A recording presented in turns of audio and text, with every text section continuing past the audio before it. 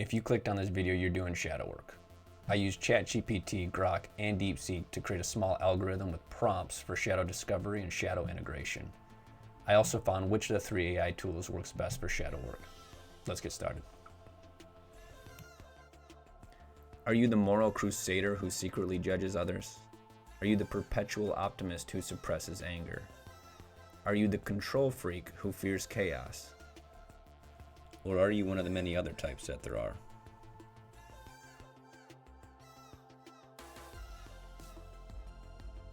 So we start with these shadow types because it'll give us a foundation.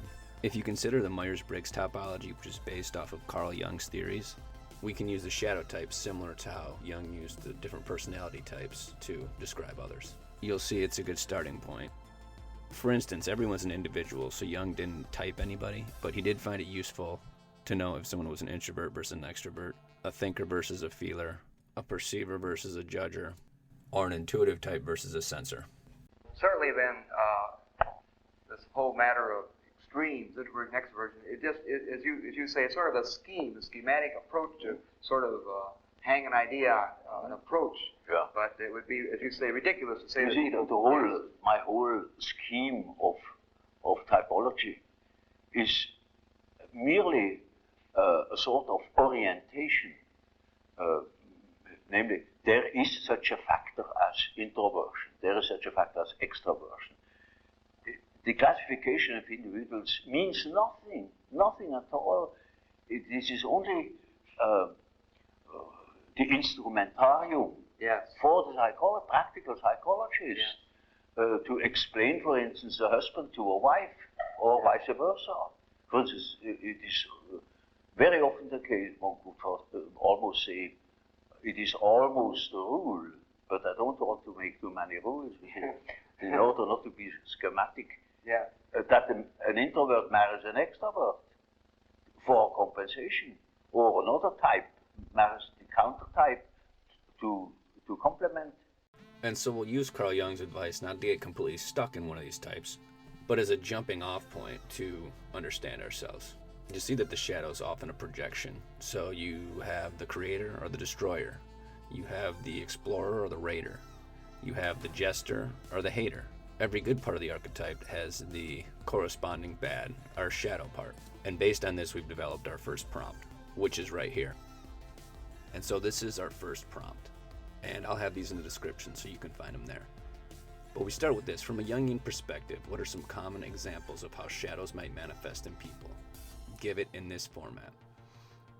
And this format it takes the positive aspect or type of the personality, and it looks at that, and then it also looks at the shadow of that. So you can see the shadow trait, and I got this through playing around with all the tools. So the shadow trait is repressed anger, sadness, and vulnerability. And the example of this would be someone who insists they're always happy, but unconsciously resents others for burdening them. Their shadow might erupt in a passive-aggressive remark or sudden outburst. And we'll let it rock.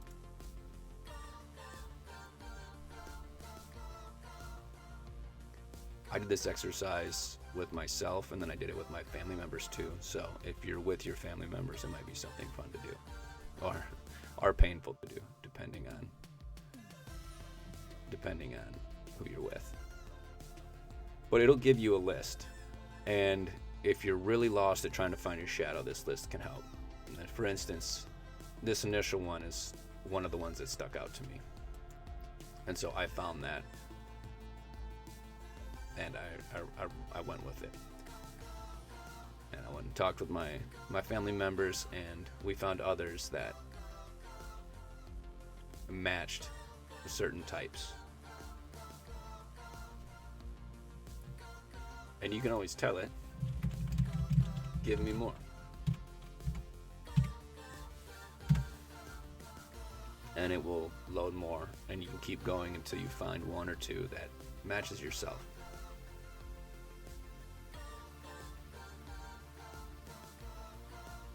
And each time you do it, it will give you slightly different results. So you can just keep reiterating it. And you'll see through working through Grok, ChatGPT, and DeepSeek. I found DeepSeek to be the best. Gives the most information.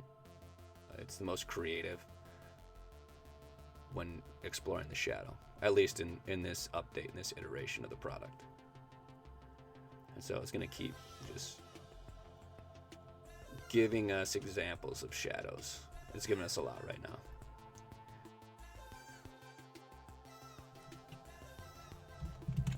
And so this is the second prompt. Ways the perpetual optimist who suppresses anger manifests in a person's personality. And like I said, this is the one that resonated with me, so I'm just going to go through this example.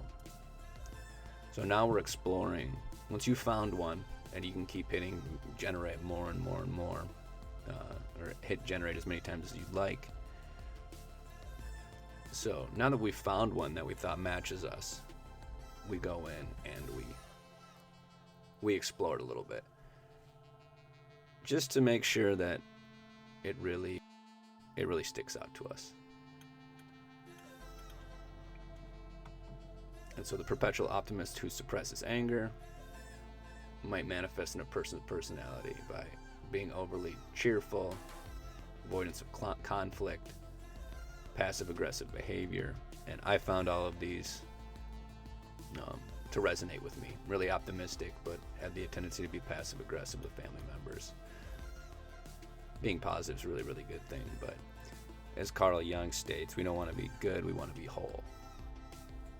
Over-apologizing, people-pleasing.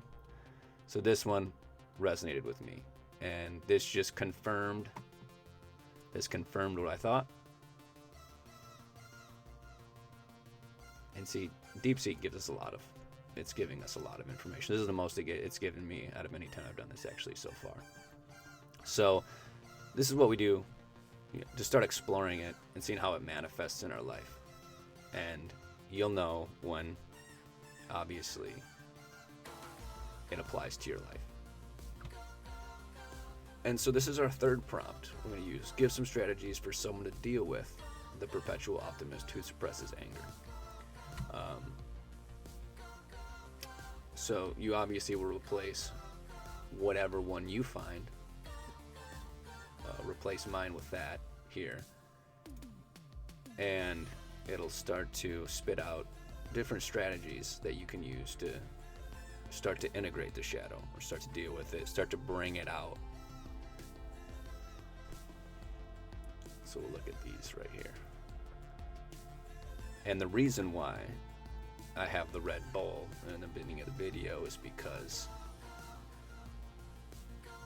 that's what it reminds me of. I'm a creative thinking type, creative person who is a dreamer, and my anger that I feel boiling up from time to time, I represent with the bowl in my mind. And so these are the self-help strategies. I first have to acknowledge it, set boundaries,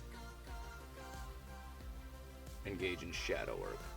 So journaling, meditation, creative expression to understand why you suppress anger.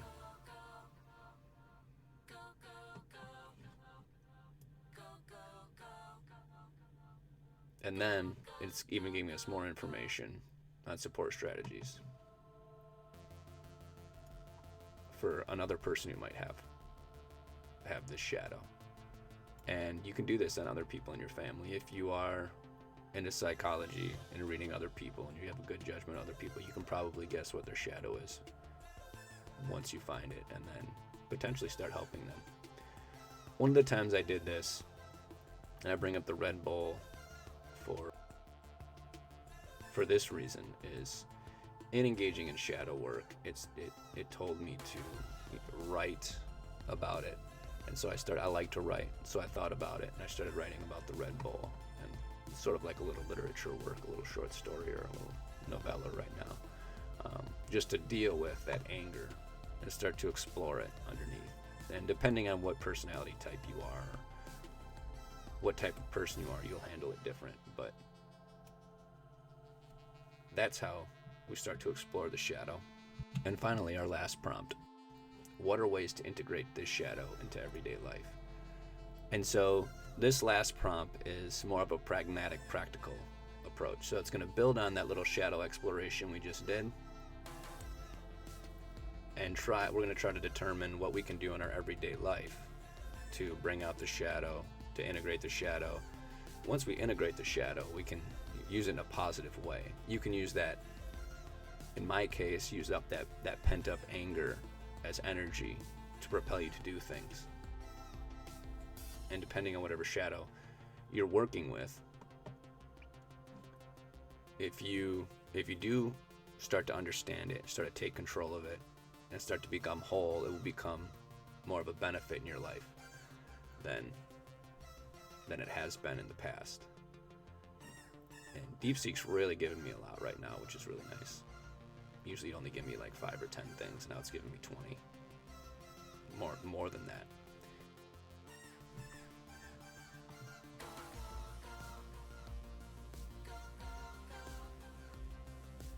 So we'll go up to the top and start looking at these.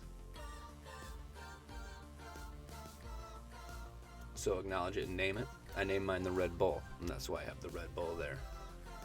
Emotional honesty, journaling, writing, and now it's starting to get more specific. Create a shadow journal, practice mindfulness.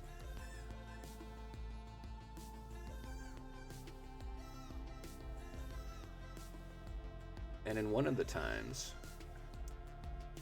creative expression, create art, music to express this. So one of the times I did this, and it said practice mindfulness. It gave a suggestion of meditating on tense points in your body. So I found through this exploration, that's probably why I grind my teeth and things along those lines. So you can go further and grab any of these that you want to learn more about. And how would I practice mindfulness to